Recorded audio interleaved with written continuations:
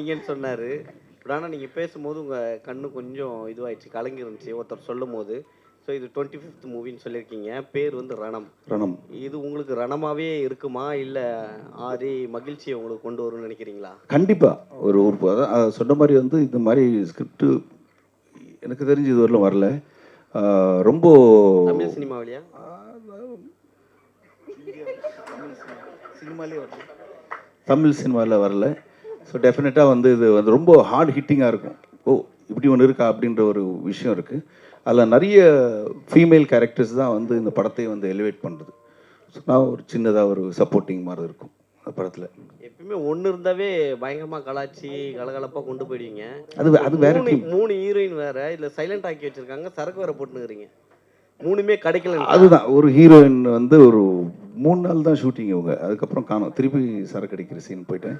இவங்க வந்து போலீஸு, அவங்க வந்து ஒரு மதர் கேரக்டர். ஸோ ஹீரோயின் அந்த மாதிரி ஹீரோயின் அந்த டியூட் அந்த மாதிரிலாம் இல்லாமல் ஒரு ஒரு டோட்டலாக ஒரு டிஃப்ரெண்ட் ஜானர் இருக்கும் படம். சார் வேற டீம் நீங்க சொல்லிட்டீங்க. அப்ப நீங்க இதை பத்தி சொல்லி ஆகணும். தளபதி 68 ஷூட்டிங் போயிட்டு இருக்குங்க. நல்லா போயிட்டு இருக்கு. உங்க ரோல் என்ன சார்? அதுதான் ஆக்சுவலி நீ கரெக்டாக கேட்டீங்க. முந்தானே தான் வந்துட்டு ஏதோ ஒரு சீக்வன்ஸ் ஒன்று எடுத்துகிட்டு இருந்தாங்க. எடுத்துகிட்டு இருக்கும்போது விஜய் சார் கேட்டார். ஸோ வந்து இப்போது வைபவ் இவனை எனக்கு தெரியும் இல்லை ஆல்ரெடி. ஆமாம்மா நீங்கள் அந்த சீனில் வந்து பார்த்ததுக்கப்புறம் இவன் நீங்கள் பார்த்தது உங்களுக்கு ஒரு மாதிரி தெரியும் அப்படின்ட்டு அப்படியே பிளாங்காக நின்று இருந்தேன் நான். பிரபு வந்துட்டு பயங்கரமாக சொல்லிட்டு இருந்தார் இந்த மாதிரி. ஆமாண்ணே அது இங்கே வந்து இதுக்கப்புறம் அது போய் இதுக்கப்புறம் அப்போ நீங்கள் கரெக்டாக இவனை இங்கே பார்க்குறீங்கன்ற மாதிரி ஏதோ சொன்னார். அப்படியே பிளாங்காக இருந்தேன். விஜய் சார் வந்து என்னடா பார்க்குறேன்னாரு. இல்லை உங்களுக்கு கதை தெரியும், நீங்கள் என்ன டவுட் கேட்கலாம், எனக்கு ஒன்றுமே தெரியாது, நான் என்ன கேட்குறது அப்படின்னு. இவ்வளோ நாள் ஷூட்டிங் பண்ண கதை தெரியலண்ணா எப்படின்னு. பிரபு டே நீ வாங்கி போடுறா, நீ ஏன்டா சும்மா இரிட்டேட் பண்ணுறேன்ட்டு. ஸோ அந்தளவுக்கு தான் எனக்கு கதை தெரியும். பட்டு ஒன்று தெரியும், பயங்கரமாக வருது. இல்ல அதுல ஒரு டவுட் இருக்கு. அதுலயுமே தளபதி சாரோட உங்களுக்கு அதிகமான ஹீரோயின்ஸ் பேர் இருக்கா? இல்ல.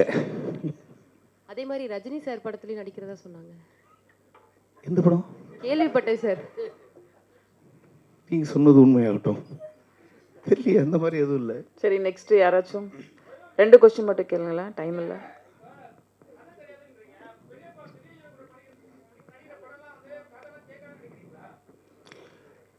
அப்படி இல்லை, ஓரளவுக்கு இப்போ வெங்கட் பிரபு ஃபர்ஸ்ட்லேருந்தே அவர் கதை சொன்னதில்லை இது வரலாம்.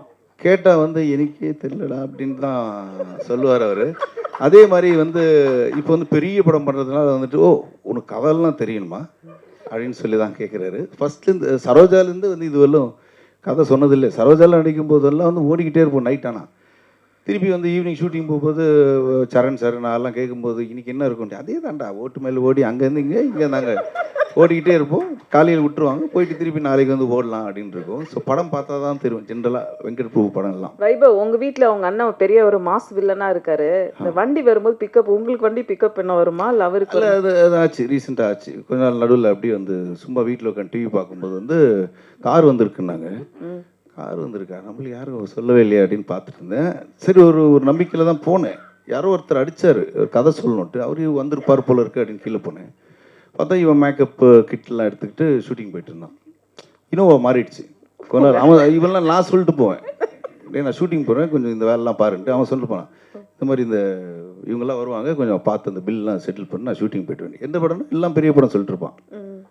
ஸோ அதனால் கொஞ்சம் அடக்கி வைக்கிறேன் அவனை இப்போ இனிமேல்.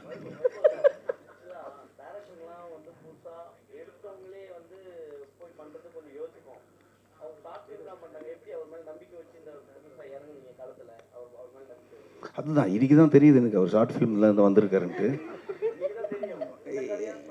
இல்லை, கதை நல்லா சொன்னார், அதை விட நல்லா எடுத்தார் பாலாஜி. இப்போ நல்லா சொன்னார், அதை விட பெட்டராக எடுத்திருக்காரு படம். பேசிக்காக நிறைய ஃபஸ்ட் டைம் டைரக்டர்ஸோடு தான் ஒர்க் பண்ணியிருக்கேன். ஸோ அவங்களோட சொல்கிற நரேஷன்லேயே தெரிஞ்சிடும் எப்படி நல்லா எடுப்பாங்களா இல்லையான்ட்டு. என்ன சார் சார் ஆக்சுவலி அதான் முன்னாடி சொன்ன மாதிரி. ஸோ இந்த படம் வந்து ரொம்ப கண்டென்ட்டாக கொஞ்சம் புதுசாக இருக்கும் ஆடியன்ஸ்க்கு. ஸோ அது கன்வே பண்ணுற முகங்கள் என்ன தான் கதை நாங்கள் ரெடி பண்ணி பிஹைண்ட் த ஸ்க்ரீன் நாங்கள் ஒர்க் பண்ணாலும் ஸோ அதை ஒரு மீடியமாக பயன்படுத்துறது வந்து ஆர்டிஸ்ட் தான்.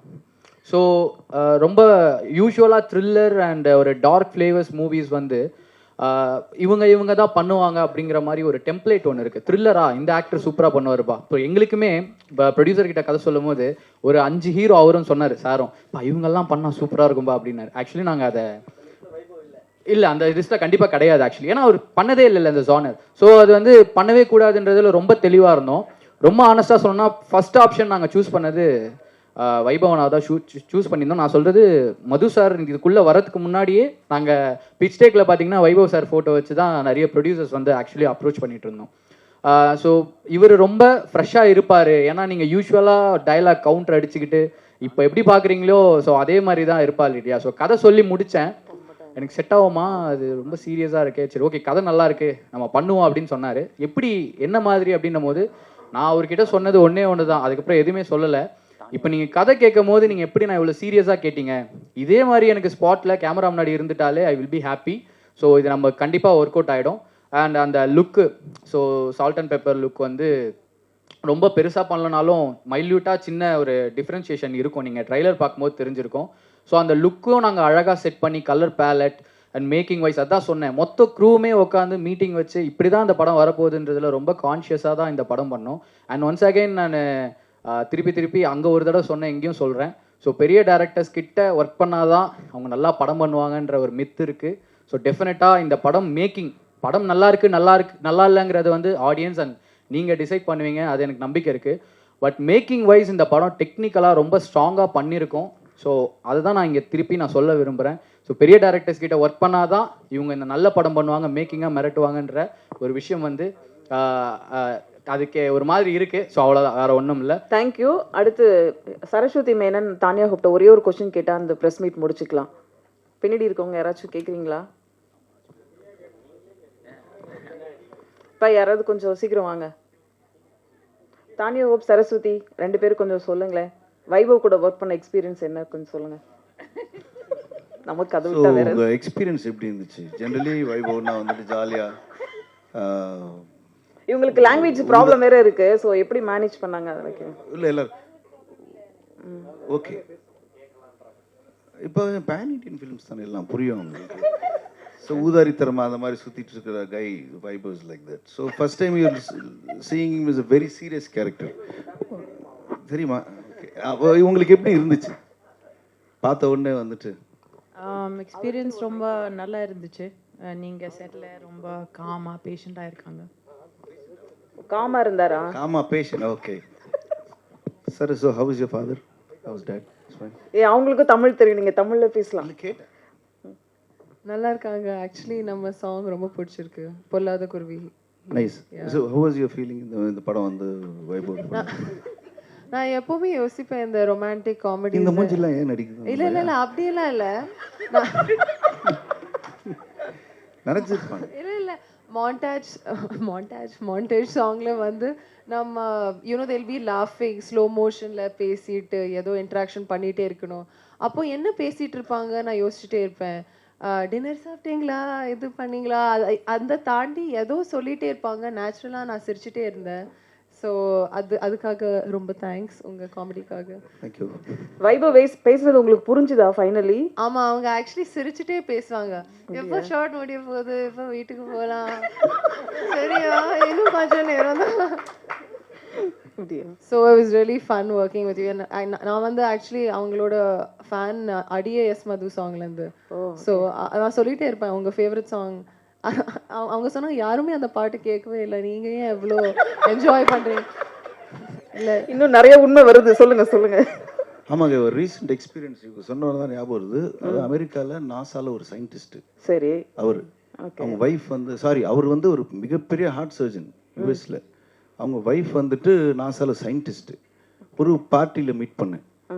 அவங்க வந்து உங்களால தாங்க நாங்கள் 2 பேரும் கல்யாணம் பண்ணோம், ரொம்ப உங்களால் நான் என்ன ஆயினுங்க பண்ணேன் அப்படி எதாவது மேதமான்னு பார்த்தீங்களா? நான் இல்லை ஒரு சாங் கேட்டு நாங்கள் லவ்ல விழுந்து நாங்கள் வந்து இன்னைக்கு ஒரு ஹாப்பியாக இருக்கணும் அந்த சாங் தான் அப்படின்ட்டு இந்த சாங் எங்களுக்காக ஆடுங்கன்னு சொல்லி ப்ளே பண்ணாங்க.